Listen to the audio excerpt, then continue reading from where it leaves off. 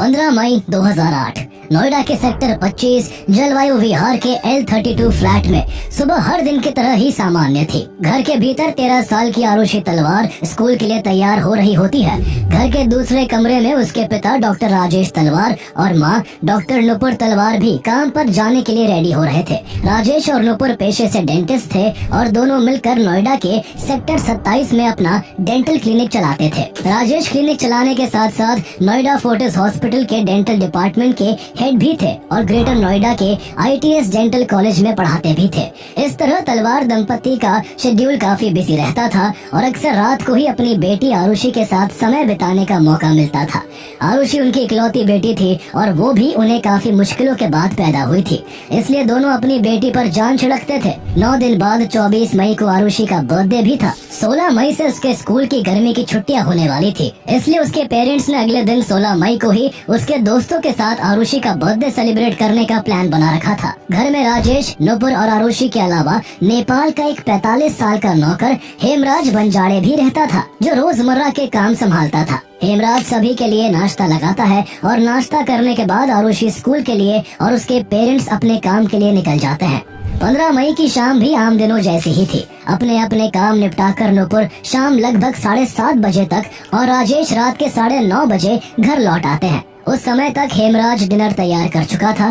खाना खाने के बाद राजेश अपनी बेटी को बर्थडे से पहले सरप्राइज देना चाहते थे। उन्होंने उसके लिए उसका पसंदीदा सोनी का डिजिटल कैमरा खरीदा था, इसलिए डिनर के बाद राजेश और नुपुर अपनी बेटी के कमरे में आ जाते हैं और उसे वो कैमरा गिफ्ट कर देते हैं। आरुषि गिफ्ट देखकर खुशी से भर उठती है और उसी वक्त वो उस कैमरे से अपने मम्मी और पापा के साथ कुछ फोटोज भी क्लिक करती है। इसके बाद राजेश और नुपुर अपने बेडरूम में लौट जाते हैं। राजेश रात करीब 12 बजे तक अपने लैपटॉप पर काम करते हैं और फिर सोने चले जाते हैं। धीरे धीरे पूरा घर नींद की आगोश में डूब जाता है। आरुषि अपने कमरे में, हेमराज सर्वेंट क्वार्टर में और राजेश और नुपुर अपने मास्टर बेडरूम में सो रहे होते हैं।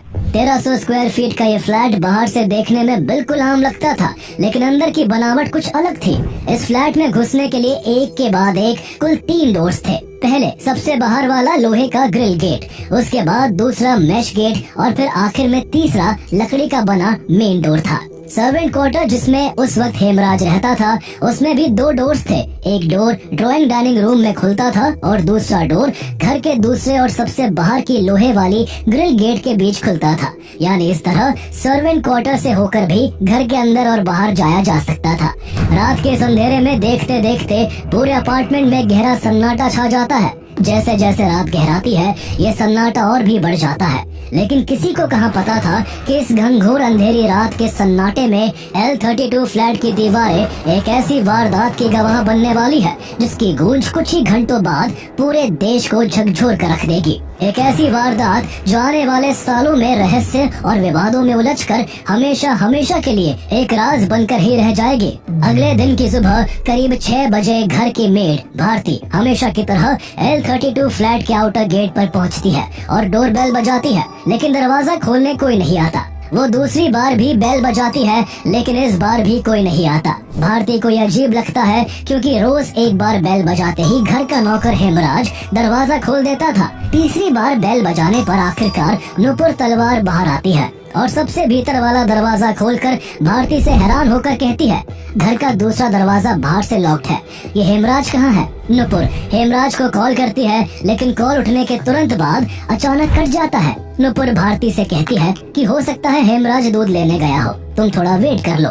लेकिन भारती को और भी घरों में काम करने जाना था, इसलिए नुपुर भारती को नीचे भेजकर बालकनी से डुप्लीकेट की नीचे फेंक देती है। राजेश तलवार भी अब तक उठकर डाइनिंग रूम में आ चुके थे, लेकिन तभी उनकी नजर डाइनिंग टेबल पर रखी स्कॉच विस्की की एक बोतल पर पड़ती है। उसे देखकर राजेश के चेहरे का रंग उड़ जाता है, क्योंकि उस शराब की बोतल पर खून के निशान थे। उनके दिल में एक अजीब डर समा जाता है। राजेश बिना वक्त गवाए सीधे अपनी बेटी आरुषि के कमरे की ओर भागते हैं। कमरे का दरवाजा खुला देखकर उनकी बेचैनी और बढ़ जाती है, क्योंकि उस वक्त तक आरुषि का दरवाजा हमेशा बंद रहता था। वो पलक झपकते ही आरुषि के कमरे में घुस जाते हैं। जैसे ही उनकी नजर सामने पड़ती है, राजेश की चीख निकल जाती है। बेड पर आरुषि का खून से लथपथ शरीर पड़ा था और उसका गला किसी धारदार औजार से कटा हुआ था। राजेश जोर जोर से रोने लगते हैं। पति के रोने की आवाज सुनकर नुपुर भी दौड़कर आरुषि के कमरे में पहुंचती है और ये सब देखकर उनकी आंखों से भी आंसू बहने लगते हैं। इतनी देर में भारती चाबी लेकर वापस आउटर गेट पर आ चुकी थी, लेकिन हैरानी की बात ये थी कि इस बार वो दरवाजा बिना चाबी के हल्का सा पुश करने पर ही खुल जाता है। उसके बाद वाला मेश डोर भी लाइटली लैच था और वो भी थोड़ा सा पुश करने पर खुल जाता है। जब भारती घर के अंदर दाखिल होती है तभी उसे आरुषि के कमरे से रोने की आवाजें सुनाई देती है। वो घबरा कर आरुषि के कमरे की ओर दौड़ती है। अंदर पहुंचते ही जब तक भारती कुछ पूछ पाती, नुपुर उससे लिपट जाती है और बेड पर पड़ी आरुषि को दिखाते हुए कहती है, देखो हेमराज मेरी बेटी को मारकर घर से भाग गया है। आरुषि की हालत देखकर भारती का भी दिल दहल जाता है। वो बुरी तरह घबराए हुए तुरंत घर के बाहर जाकर आस पड़ोस के लोगों को इस घटना के बारे में बता देती है। कुछ ही मिनटों में राजेश तलवार के घर में भारी भीड़ जमा हो जाती है। इस बीच अपार्टमेंट का सिक्योरिटी गार्ड इस घटना की सूचना पुलिस को दे देता है। थोड़ी ही देर में पुलिस भी वहां पहुंच जाती है, लेकिन तब तक घर के अंदर 20-21 लोग जमा हो चुके थे, जिस कारण अफरा तफरी में क्राइम सीन पूरी तरह से तहस नहस हो चुका था और कई अहम सबूत डिस्ट्रॉय हो चुके थे। सदमे में डूबे राजेश और नुपुर पुलिस से भी यही कहते हैं कि उनका नौकर हेमराज उनकी बेटी आरुषि की हत्या करके घर से भाग गया है। पुलिस तुरंत घर की जांच शुरू कर देती है। आरुषि के कमरे से ब्लड स्टेन बेडशीट, पिलो, कपड़े, घर से कई फिंगरप्रिंट्स और आरुषि के मैट्रेस का खून से सना हिस्सा इकट्ठा करके फोरेंसिक लैब भेजा जाता है। सुबह करीब 8:30 बजे आरुषि की बॉडी भी पोस्टमार्टम के लिए भेज दी जाती है, लेकिन इस बीच पुलिस एक बड़ी लापरवाही करती है। पुलिस को सबसे पहले आरुषि के कमरे को सील कर देना चाहिए था, लेकिन उसने ऐसा नहीं किया। उल्टा कुछ देर बाद राजेश का एक स्टाफ मेंबर कमरे को साफ कर देता है, जिससे क्राइम सीन और ज्यादा डिस्टर्ब हो जाता है। इस दौरान कुछ पड़ोसी पुलिस को छत की सीढ़ियों पर खून के धब्बे बताते हैं। जब पुलिस राजेश तलवार से छत की चाबी मांगती है तो राजेश पुलिस पर भड़क उठते हैं और कहते हैं, आप मेरी बेटी के कातिल हेमराज को ढूंढने के बजाय यहाँ समय बर्बाद कर रहे हैं। वो अब तक अपने गांव नेपाल भाग गया होगा। राजेश इसके बाद पुलिस से ये भी कहते हैं कि पुलिस ने अगर हेमराज को पकड़ लिया तो वो उन्हें 25,000 रुपए देंगे। क्योंकि हेमराज घर से गायब था, इसलिए पुलिस भी जल्द ही उसे प्राइम सस्पेक्ट मान लेती है और ये थ्योरी बनाती है कि हेमराज रात को स्कॉच विस्की पीकर आरुषि के कमरे में घुसा। उसने उसका यौन शोषण करने की कोशिश की और जब आरुषि ने विरोध किया तो वो खुखरी से उसका गला काट कर भाग गया। इस बीच पुलिस हेमराज पर 20,000 रुपए का इनाम घोषित कर देती है और पुलिस की एक टीम तुरंत हेमराज को पकड़ने नेपाल रवाना हो जाती है। ये केस मीडिया में भी काफी सुर्खियां बटोरने लगता है, इसलिए सिटी एसपी महेश मिश्रा एक बयान जारी करते हैं कि ये केस 24 घंटे में सॉल्व कर लिया जाएगा। डॉक्टर सुनील दोहरे के नेतृत्व में आरुषि की बॉडी का पोस्टमार्टम होता है और दोपहर करीब 1 बजे आरुषि के शव को उसके परिवार को सौंप दिया जाता है। शाम लगभग 4 बजे शमशान घाट में आरुषि का अंतिम संस्कार किया जाता है और अगले दिन की सुबह यानी 17 मई 2008 को राजेश और नुपुर अपनी बेटी की अस्थियों को गंगा में विसर्जित करने के लिए हरिद्वार निकल जाते हैं। उनके घर पर अब सिर्फ राजेश का भाई दिनेश तलवार और कुछ स्टाफ रह जाते हैं। इस बीच राजेश तलवार के घर पुलिस का आना जाना भी लगा रहता है। पुलिस की रिक्वेस्ट पर इस जांच में एक रिटायर्ड पुलिस ऑफिसर के गौतम भी शामिल होते हैं। 17 मई की सुबह जब वो राजेश तलवार के घर पहुंचते हैं तो उन्हें छत की सीढ़ियों पर खून के निशान दिखते हैं, जिन्हें पहले पुलिस ने इग्नोर कर दिया था। के गौतम राजेश के भाई दिनेश तलवार से छत के दरवाजे की चाबी मांगते हैं, लेकिन दिनेश को चाबी नहीं मिल पाती, इसलिए के गौतम ताले को तोड़ देते हैं और कुछ पुलिसकर्मियों के साथ छत पर आ जाते हैं। जैसे ही वो आगे बढ़ते हैं सबके होश उड़ जाते हैं। छत पर एक लाश पड़ी हुई थी और उसका गला कटा हुआ था। उसके गले पर भी ठीक वैसे ही कट के निशान थे जैसे आरुषि के गले पर थे। वो बॉडी भी बुरी तरह खून से सनी हुई थी और थोड़ी डिकम्पोज भी हो गई थी। पुलिस तुरंत हरिद्वार गए तलवार दंपत्ति को जल्द से जल्द घर लौटने को कहती है। जब राजेश तलवार घर लौटते हैं और पुलिस उनसे उस डेड बॉडी के बारे में पूछती है तो राजेश लाश को डिकम्पोज बताकर उसे पहचानने से इनकार कर देते हैं। लाश की पहचान के लिए कुछ और लोगों को बुलाया जाता है और तब पता चलता है ये लाश किसी और की नहीं बल्कि नौकर हेमराज की है। एक झटके में पूरा मामला पलट जाता है। जिस हेमराज को कल तक आरुषि का कातिल समझा जा रहा था वो खुद डबल मर्डर का शिकार हुआ पड़ा था। इससे ये केस बुरी तरह से उलझकर और भी मिस्टीरियस बन जाता है। पुलिस के सामने अब सबसे बड़ा सवाल ये था कि जब हेमराज आरुषि का हत्यारा नहीं था तो आरुषि के साथ साथ हेमराज को किसने मारा। छत से हेमराज की बॉडी मिलने के बाद के गौतम को वहाँ कुछ और अहम निशान दिखाई देते हैं। उन्होंने छत की दीवार पर एक जगह खून से सने हुए हाथ का निशान देखा। हेमराज की लाश तक पहुंचने वाले रास्ते में खून के कई छींटे और कई जगह किसी चीज को घसीटने जैसे निशान थे, जिससे ऐसा लगता था कि कोई हेमराज की लाश को खींचकर छत तक लाया था। इसके अलावा पुलिस को छत पर खून में लथपथ बड़े से पैरों के निशान भी मिले, जिन्हें देखकर लगता था कि हेमराज की हत्या करने वाला शख्स 8 या 9 नंबर के जूते पहनने वाला व्यक्ति रहा होगा। 17 मई की रात डॉक्टर नरेश राज के नेतृत्व में हेमराज की बॉडी का भी पोस्टमार्टम होता है। इसके बाद आरुषि और हेमराज के इनिशियल पोस्टमार्टम रिपोर्ट बाहर आते हैं। रिपोर्ट के अनुसार आरुषि और हेमराज की मौत 15 मई की रात 12 से 1 बजे के बीच हुई थी। दोनों को पहले किसी भारी ब्लंट हथियार से सिर पर वार करके बेहोश किया गया था और फिर बेहोशी के हालात में किसी धारदार हथियार से उनका गला काट दिया गया था। आरुषि के प्राइवेट पार्ट में कुछ भी असामान्य नहीं पाया गया, यानी यौन संबंध बनाए जाने के कोई एविडेंस नहीं पाए गए थे। इस दौरान मीडिया इस केस को जबरदस्त तरीके से उछाल रही थी और पुलिस द्वारा मौके से एविडेंस और जांच में लापरवाही बरतने का आरोप लगा रही थी। इसका नतीजा ये हुआ कि 19 मई को पहले से जांच कर रही पुलिस टीम को इस केस से हटा दिया गया और इन्वेस्टिगेटिंग ऑफिसर इंस्पेक्टर दत्ताराम नौनेरिया और एसपी महेश मिश्रा का ट्रांसफर कर दिया गया। दूसरी टीम को जांच सौंपी गई, जिसका शक विष्णु शर्मा नाम के आदमी पर जाता है। दरअसल राजेश तलवार के यहाँ पहले विष्णु शर्मा ही काम करता था, लेकिन उसे एक लंबी छुट्टी पर नेपाल लौटना पड़ा, इसलिए उसने अपने दोस्त हेमराज को राजेश तलवार के घर काम पर लगा दिया था। लेकिन जब विष्णु नेपाल से वापस आया तो राजेश तलवार ने कहा कि वो हेमराज को ही परमानेंट रखना चाहते हैं। ऐसे में पुलिस को शक हुआ कि विष्णु ने जलन में आकर हेमराज की हत्या कर दी होगी। विष्णु को हेमराज की हत्या करते हुए आरुषि ने देख लिया होगा, इसलिए विष्णु आरुषि की भी हत्या करके भाग गया होगा। ऐसे में पुलिस ने विष्णु शर्मा को हिरासत में लेकर उससे पूछताछ शुरू कर दी, लेकिन जांच में पता चला कि हत्या वाली रात विष्णु शर्मा भारत में था ही नहीं, वो नेपाल में था। ऐसे में पुलिस के हाथ फिर से खाली थे। इस केस को उलझता देख 21 मई को एसएचओ अनिल सामानिया को इस केस का नया इन्वेस्टिगेटिंग ऑफिसर बनाया जाता है और दिल्ली पुलिस की एक टीम भी इस केस में यूपी पुलिस की हेल्प के लिए नोएडा आ जाती है। 22 मई को पुलिस आरुषि के दोस्त अनमोल से कई घंटों तक पूछताछ करती है।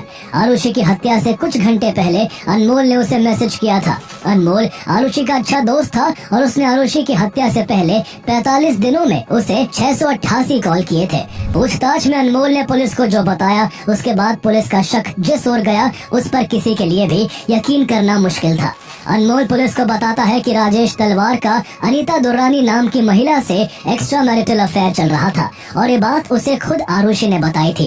राजेश तलवार ने जिस तरह पहले दिन हेमराज पर ब्लेम डाला था और हेमराज की बॉडी को पहचानने से इनकार कर दिया था, उससे पुलिस को उन पर पहले भी शक था। लेकिन एक्स्ट्रा मैरिटल अफेयर की बात से पुलिस का आरुषि की हत्या को लेकर राजेश तलवार पर शक और गहरा हो गया। पुलिस ने 23 मई 2008 को राजेश और नुपुर तलवार को पुलिस लाइन बुलाकर उनसे अलग अलग कमरे में लंबी पूछताछ की। दोनों के बयान एक दूसरे से मेल नहीं खाए, जिसके बाद पुलिस ने राजेश तलवार को अरेस्ट कर लिया। उसी दिन यूपी के inspector general of police Gurdarshan Singh press conference करके एक ऐसा दावा करते हैं जिसे सुनकर हर कोई हैरान रह जाता है। उन्होंने कहा कि राजेश का अनीता दुर्रानी के साथ अफेयर चल रहा था। आरुषि को इसके बारे में पता चल गया था और वो पिता के इस एक्ट का कुछ दिनों से विरोध कर रही थी। उन्होंने ये भी कहा कि आरुषि और हेमराज के गलत संबंध थे और 15 मई की रात राजेश ने आरुषि और हेमराज को आरुषि के कमरे में ऑब्जेक्शनेबल हालत में लेटे हुए देख लिया था, जिससे राजेश गुस्से में तिलमिला उठे और हेमराज को पीटते हुए छत पर ले गए। वहाँ राजेश तलवार ने एक धारदार हथियार से हेमराज का गला काट दिया और छत के दरवाजे को बंद कर नीचे आ गए। नीचे आकर उन्होंने पहले स्कॉच पी और फिर कुछ देर बाद उन्होंने उसी तरह अपनी बेटी आरुषि को भी मार डाला। लेकिन पुलिस का यह बयान सुनकर हर कोई हैरान रह गया। लोग सोचने लगे कि क्या कोई पिता अपनी 13 साल की इकलौती बेटी को इतनी बेरहमी से मार सकता है। सवाल सिर्फ इतना ही नहीं था, बल्कि लोगों को इस बात ने भी झकझोर दिया कि बिना किसी ठोस सबूत के एक मासूम बच्ची पर 45 साल के नौकर के साथ रिश्ते होने का इल्जाम लगाकर उसे मौत के बाद बदनाम किया जा रहा है। ऐसे में जब पुलिस पर आरुषि के कैरेक्टर असैसिनेशन का आरोप लगने लगा तो पुलिस ने अपनी थ्योरी बदल दी और कहा कि आरुषि ने अपने पिता से उनके एक्स्ट्रा मैरिटल अफेयर पर सवाल किया, जिससे गुस्से में राजेश ने अपनी बेटी की हत्या कर दी। राजेश को ऐसा करते हुए घर के नौकर हेमराज ने देख लिया था, इसलिए विटनेस को मिटाने के लिए राजेश ने हेमराज की भी हत्या कर दी। हालांकि इस दौरान पुलिस के पास राजेश को कातिल साबित करने के लिए कोई भी पुख्ता सबूत नहीं था, इसलिए राजेश तलवार और नुपुर तलवार ने पुलिस पर अपनी नाकामी छिपाने और केस को कवर अप करने के लिए उन्हें फंसाने का आरोप लगाया। लगातार बढ़ते विवाद और मीडिया प्रेशर के बीच 31 मई को ये केस सीबीआई को ट्रांसफर कर दिया जाता है। सीबीआई के हाथ में ये केस आने के बाद ज्वाइंट डायरेक्टर अरुण कुमार को इसका इन्वेस्टिगेटिंग ऑफिसर बनाया जाता है। चूँकि पुलिस ने राजेश तलवार को इस हत्या का दोषी माना था, इसलिए सीबीआई पहले इस एंगल पर ही जांच करती है। सबसे पहले राजेश तलवार के उन कपड़ों की जांच की जाती है जो उस दिन उन्होंने पहने थे, लेकिन उन पर केवल आरुषि के खून के निशान मिलते हैं और हेमराज के खून का कोई सबूत नहीं मिलता। इसके बाद जब विस्की बोतल की जांच होती है तो उस पर भी राजेश के फिंगरप्रिंट्स नहीं मिलते। फिर सीबीआई राजेश और नुपुर के 2 लाई डिटेक्टर टेस्ट और एक ब्रेन मैपिंग टेस्ट करवाती है, जिनमें राजेश तलवार के खिलाफ कुछ भी नहीं मिलता। इसके अलावा छत पर जो शू प्रिंट मिला था उसका साइज 8 या फिर 9 नंबर था, जबकि राजेश का शू साइज केवल 6 होता है। ऐसे में पुलिस वाली थ्योरी सीबीआई की जांच में गलत साबित होती हुई नजर आती है। ऐसे में सीबीआई दूसरी पॉसिबिलिटीज पर गौर करती है और तभी उनकी शक की सुई राजेश तलवार के क्लिनिक असिस्टेंट कृष्णा ठाडाराई की तरफ घूम जाती है। हत्या से 2 दिन पहले राजेश तलवार ने क्लिनिक में कृष्णा को सभी के सामने बुरी तरह डांट दिया था। पूछताछ में ड्राइवर उमेश शर्मा सीबीआई को बताता है कि कृष्णा ने उससे कहा था कि वो इसके लिए राजेश तलवार को जल्दी ही सबक सिखाएगा। ऐसे में सीबीआई 7 जून को शक के आधार पर कृष्णा को हिरासत में ले लेती है। इसके बाद उसके घर की तलाशी ली जाती है, जहाँ से एक पिलो कवर, एक खून लगा कुकरी और ट्राउजर्स बरामद होते हैं। इसके बाद उसका 2 बार polygraph test, psychological assessment test और नार्को एनालिसिस टेस्ट करवाया जाता है, जिनमें वो अपने एक दोस्त राजकुमार का नाम लेता है। कुछ दिनों बाद इस केस में विजय मंडल का भी नाम सामने आता है, जिसके बाद राजकुमार और विजय मंडल के भी कृष्णा की तरह नार्को टेस्ट करवाए जाते हैं। ये तीनों ही लोग नेपाल के थे और नोएडा में राजेश के पड़ोसियों और दोस्तों के घर नौकर थे। जहां विजय मंडल राजेश के पड़ोसी पुनीश टंडन का नौकर था, तो वही राजकुमार अनीता दुर्रानी के घर काम करता था। इन तीनों को ही प्राइम सस्पेक्ट बनाया जाता है और इसी को लेकर 11 जुलाई 2008 को सीबीआई के ज्वाइंट डायरेक्टर अरुण कुमार एक प्रेस कॉन्फ्रेंस करके नार्को और दूसरे टेस्ट में कृष्णा, राजकुमार और विजय द्वारा बताई गई बातें बताते हैं। उन्होंने बताया कि 15 मई की रात हेमराज ने कृष्णा, राजकुमार और विजय मंडल को शराब पीने के लिए बुलाया था। शराब के नशे में कृष्णा ने सबसे कहा कि वो राजेश तलवार से बदला लेना चाहता है, क्योंकि उन्होंने उसकी बेइज्जती की थी। सरप्राइजिंगली आरुषि ने उसकी बातें सुन ली और उसने उन्हें धमकी दी कि वो सभी बातें अपने पिता को बता देगी। ऐसे में कृष्णा गुस्से में आ गया और अपनी कुकरी निकालकर उसने आरुषि की हत्या कर दी। इस दौरान हेमराज डर गया और उसने कहा कि वो आरुषि की हत्या की बात राजेश को बता देगा। ऐसे में कृष्णा, विजय और राजकुमार हेमराज को जबरदस्ती छत पर ले गए और उसे मार डाला। इस दौरान ज्वाइंट डायरेक्टर अरुण कुमार ने ये भी बताया कि इन तीनों ने अलग अलग टेस्ट में अलग अलग कहानी सुनाई, जिसमें कभी राजकुमार तो कभी विजय तो कभी कृष्णा द्वारा आरुषि को मारने की बात कही गई, लेकिन हर कहानी में हेमराज को छत पर मारने वाली बात कॉमन थी। इस दौरान तीनों ने ये भी बताया कि राजकुमार ने आरुषि से जबरदस्ती करने की कोशिश की थी और जब आरुषि ने इसका विरोध किया था तो गुस्से में आकर उसकी हत्या कर दी थी। इन तीनों के कबूलनामे के बाद 12 जुलाई 2008 को सबूतों के अभाव में राजेश तलवार को 50 दिन बाद बेल मिल जाती है, लेकिन सीबीआई के पास एविडेंसेस की कमी राजकुमार, कृष्णा और विजय मंडल को दोषी साबित करने में भी थी। नार्को और इसके जैसे दूसरे कन्फेशन टेस्ट नशीले दवाई देकर करवाए जाते हैं, इसलिए कोर्ट उन्हें पुख्ता सबूत नहीं मानती है। सीबीआई द्वारा इन तीनों नौकरों को दोषी बताने वाला दावा तब और कमजोर पड़ गया जब आगे की जांच में कृष्णा के मकान मालिक के.एन. जौहरी, विजय मंडल के मालिक पुनीत टंडन और राजकुमार की मालकिन अनीता दुर्रानी ने बताया कि ये तीनों 15 मई की रात करीब 12:30 बजे तक उनके घर में ही मौजूद थे। अपार्टमेंट के 6 गार्ड्स ने भी ये दावा किया कि उस रात राजेश तलवार के फ्लैट में ना तो कोई बाहर से अंदर गया था और ना ही कोई अंदर से बाहर आया था। राजेश तलवार के घर में इन तीनों में से किसी के फिंगरप्रिंट के निशान भी नहीं मिले। शुरुआती जांच में सीबीआई द्वारा कृष्णा के घर से बरामद की गई खुखरी पर जो खून के धब्बे थे वो भी किसी जानवर के निकले। ऐसे में मीडिया में ये बात निकल कर आने लगी कि सीबीआई की टीम ने जोर जबरदस्ती करके इन तीनों नौकरों से आरुषि और हेमराज की हत्या की बात कबूल करवाई थी। नार्को टेस्ट के पहले तीनों के दिमाग में पहले से स्क्रिप्टेड कहानी बिठाई गई थी और इसी के चलते तीनों ने टेस्ट के दौरान आरुषि और हेमराज की हत्या की बात कही थी। ऐसे में सितंबर 2008 में एविडेंसेस की कमी के चलते उन तीनों सर्वेंट्स को रिहा कर दिया जाता है। जेल से छूटने के बाद प्राइम सस्पेक्ट में से एक विजय मंडल दावा करता है कि सीबीआई ने जांच के दौरान उन तीनों को फिजिकली और मेंटली काफी टॉर्चर किया था। ये केस हर कदम पर और भी ज्यादा उलझता जा रहा था। जवाब मिलने के बजाय सवाल बढ़ते जा रहे थे। पहले पुलिस और अब सीबीआई इस केस को सॉल्व करने में नाकाम साबित हो रही थी। सीबीआई की साख पर सवाल उठाए जा रहे थे।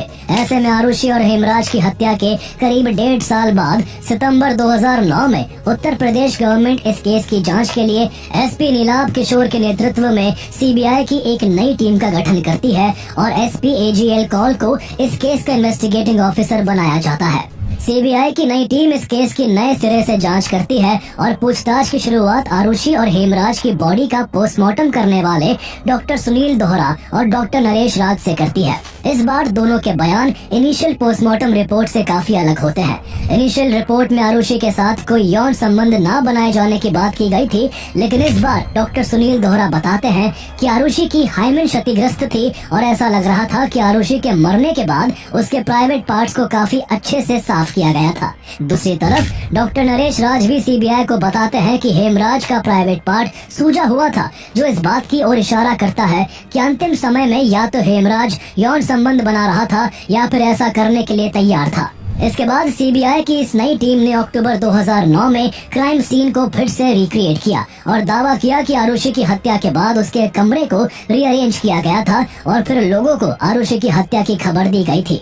ये भी दावा किया गया कि आरुषि के चाचा दिनेश तलवार ने 17 मई को इस केस की जांच में शामिल के गौतम से कांटेक्ट करके आरुषि के पोस्टमार्टम रिपोर्ट से आरुषि के यौन संबंध होने की बात को हटाने की बात कही थी। इसके बाद सीबीआई की नई टीम ने आरुषि तलवार और हेमराज के सिर पर लगी चोट को एनालाइज किया, जो ट्रायंगुलर शेप की थी। सीबीआई ने अंदाजा लगाया कि दोनों के सिर पर यह वार गोल्फ स्टिक से किया गया होगा। हैरानी की बात यह थी कि राजेश तलवार गोल्फ खेलने के शौकीन थे। सीबीआई ने राजेश के पास मौजूद सभी गोल्फ स्टिक्स को जांच के लिए लैब भेजा, जहां से रिपोर्ट में ये बात सामने आई कि उनमें से 5 नंबर की गोल्फ स्टिक को काफी अच्छे से साफ किया गया था, ताकि सारे सबूत मिट जाए। जब इस बारे में सीबीआई राजेश से पूछती है तो वो बताते हैं कि स्टिक नंबर 4 और 5 पहले उनकी कार में रखे हुए थे, लेकिन जब उन्होंने कार की सर्विसिंग करवाई तो अपने ड्राइवर उमेश शर्मा से उन दोनों स्टिक्स को हेमराज के रूम में रखवा दिया था। लेकिन यहाँ गौर करने वाली बात यह है कि जब सीबीआई की टीम ने सीएफएसएल द्वारा खींची गई हेमराज के कमरे की 1 जून 2008 की फोटोग्राफ्स को देखा तो उसमें सिर्फ एक स्टिक थी, जबकि राजेश तलवार के बयान के हिसाब से उन्होंने दोनों स्टिक्स को हेमराज के कमरे में रखवाया था। इन सब बातों को ध्यान में रखते हुए सीबीआई की टीम आरुषि और हेमराज की हत्या के पीछे राजेश तलवार का हाथ मानती है। सीबीआई का ये भी दावा था कि हेमराज और आरुषि दोनों का गला किसी प्रोफेशनल ने सर्जिकल ब्लेड से काटा था और चूंकि राजेश और नुपुर दोनों डॉक्टर थे, इसलिए उन्होंने ही ऐसा किया होगा। सीबीआई राजेश तलवार को दोषी जरूर मान रही थी, लेकिन उनके पास साबित करने के लिए कोई भी पुख्ता सबूत नहीं थे। यहाँ तक कि सीबीआई की टीम हत्या में इस्तेमाल हुए हथियार को भी नहीं खोज पाई थी। इसलिए 29 दिसंबर 2010 को सीबीआई क्लोजर रिपोर्ट फाइल करके इस केस को बंद करने की अपील कर देती है। ऐसा लग रहा था कि ये केस सबूतों की कमी की वजह से बिना किसी नतीजे पर पहुंचे ही बंद कर दिया जाएगा, लेकिन इसी बीच कुछ ऐसा होता है जिससे राजेश तलवार और उनकी पत्नी नुपुर तलवार जेल की सलाखों के पीछे पहुंच जाते हैं। दरअसल सीबीआई की क्लोजर रिपोर्ट में राजेश और नुपुर को शक के दायरे में रखा गया था। इस रिपोर्ट से नाराज होकर राजेश तलवार गाजियाबाद की स्पेशल सीबीआई कोर्ट पहुंच जाते हैं, लेकिन राजेश तलवार का यह दावा उल्टा पड़ जाता है। 9 फरवरी 2011 को स्पेशल सीबीआई कोर्ट की मजिस्ट्रेट प्रीति सिंह क्लोजर रिपोर्ट को चार्जशीट में बदल देती है और केस की दोबारा जांच का आदेश देती है। इस केस को सीबीआई की ओर से सीनियर एडवोकेट सिद्धार्थ लूथरा लड़ते हैं, तो वही तलवार का डिफेंस हरीश साल्वे, मुकुल रोहतगी और रेबेका मैमन जॉन जैसे नामी वकील करते हैं। खास बात ये कि तीनों ने केस लड़ने के लिए राजेश से कोई फीस नहीं ली। करीब 2 सालों तक दलीलें चलती रही और इसी दौरान अप्रैल 2013 में सीबीआई इस केस से जुड़ी एक नई थ्योरी पेश करती है। सीबीआई के अनुसार 15 मई की रात राजेश को कुछ आवाज सुनाई दी और जब वो उठकर बाहर आए तो आवाज आरुषि के कमरे से आ रही थी। कमरे में झांकने पर उन्होंने देखा कि आरुषि और हेमराज ऑब्जेक्शनेबल पोजीशन में थे। ये देखकर राजेश गुस्से से आग बबूला हो उठे और हेमराज के कमरे से गोल्फ स्टिक लाकर उन्होंने हेमराज के सिर पर जोरदार प्रहार किया। दोबारा वार करने की कोशिश में स्टिक आरुषि को लग गई और दोनों गंभीर रूप से घायल होकर बेहोश हो गए। इसी शोरगुल में नुपुर भी जाग गई और आरुषि के कमरे में आ गई। इसके बाद राजेश और नुपुर ने बेहोश पड़े हेमराज को छत पर ले जाकर किसी धारदार हथियार से उसका गला काट दिया। नीचे आकर उन्होंने बेहोश पड़ी आरुषि का भी सिमिलर तरीके से गला काट दिया ताकि घाव एक जैसे दिखे। इसके बाद दोनों ने मिलकर क्राइम सीन को फिर से रीअरेंज किया, वहाँ गिरे खून को साफ किया और अपने कपड़े और धारदार हथियार कहीं छुपा दिए। इसके बाद राजेश ने फ्लैट से बाहर निकलकर मिडिल डोर को बाहर से लैच किया और हेमराज के कमरे से अंदर आ गए ताकि बाद में इन्वेस्टिगेटर्स कंफ्यूज हो जाए। इसके बाद राजेश ने स्कॉच विस्की पी और जब सुबह मेड भारती आई तो उसके सामने राजेश और नुपुर ने हेमराज द्वारा आरुषि की हत्या करके भागने की कहानी रची। सीबीआई की इस आखिरी थ्योरी को सही मानते हुए नवंबर 2013 में सीबीआई की स्पेशल कोर्ट ने राजेश और नुपुर तलवार को हत्या करने, एविडेंस को मिटाने, जांच भटकाने और गलत एफआईआर फाइल करने का दोषी ठहराते हुए उन्हें उम्र कैद की सजा सुना दी। इसके बाद राजेश और नुपुर को गिरफ्तार कर डासना जेल में बंद कर दिया गया। लेकिन कहानी यही खत्म नहीं हुई। राजेश तलवार और नुपुर तलवार ने इस फैसले को इलाहाबाद हाईकोर्ट में चैलेंज किया। कई सुनवाइयों के बाद हाईकोर्ट ने सीबीआई के एविडेंसेस को पुख्ता सबूत नहीं माना और कहा कि सीबीआई की सारी दलीलें सिर्फ अजम्पशंस पर बेस्ड है। इसलिए इलाहाबाद हाई कोर्ट ने 12 अक्टूबर 2017 को राजेश और नुपुर तलवार को बेनिफिट ऑफ डाउट देते हुए रिहा कर दिया। ये एक बड़ा ट्विस्ट था क्योंकि राजेश और नुपुर पिछले 4 साल से जेल में बंद थे।